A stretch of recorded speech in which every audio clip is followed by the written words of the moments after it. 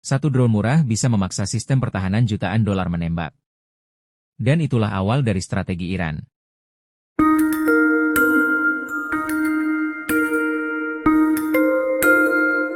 Kalau ada yang masih bilang Iran itu lemah, mungkin mereka perlu berhenti melihat perang hanya dari jumlah jet tempur dan kapal induk.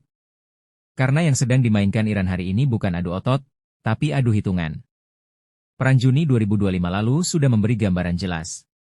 Iran tidak datang untuk menang cepat, tapi untuk membuat lawannya kelelahan, secara sistem, secara logistik, dan terutama secara biaya. Begitu konflik mereda, Teheran tidak berhenti. Mereka justru mempercepat produksi drone dan rudal, bahkan memamerkannya secara terbuka. Amerika Serikat merespons dengan cara klasik, mengirim kapal induk, jet tempur, dan memperkuat kehadiran militer di Timur Tengah. Namun Iran tampaknya sudah memperhitungkan semua itu. Strategi yang mereka siapkan dikenal sebagai saturasi dan sinkronisasi. Sederhana di konsep, tapi mematikan dalam praktik. Gelombang pertama bukan untuk menghancurkan pangkalan, melainkan untuk menguras pertahanan. Drone murah seperti Shahed 136 dan rudal balistik generasi lama dilepas bergerombol, memaksa sistem Patriot, Iron Dome, dan Arrow menembakkan peluru bernilai jutaan dolar hanya untuk menghentikan senjata yang harganya ribuan dolar. Saat radar kewalahan dan peluncur masuk fase pengisian ulang, itulah momen yang paling berbahaya. Di titik inilah Iran mengirim gelombang kedua.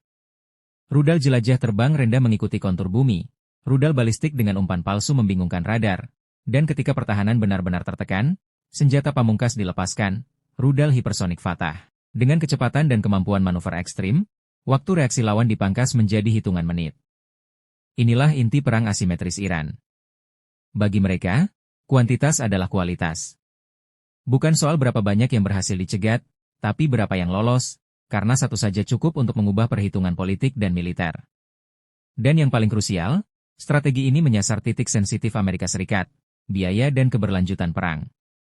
Menguras dompet dalam konflik panjang bukan skenario yang disukai Washington.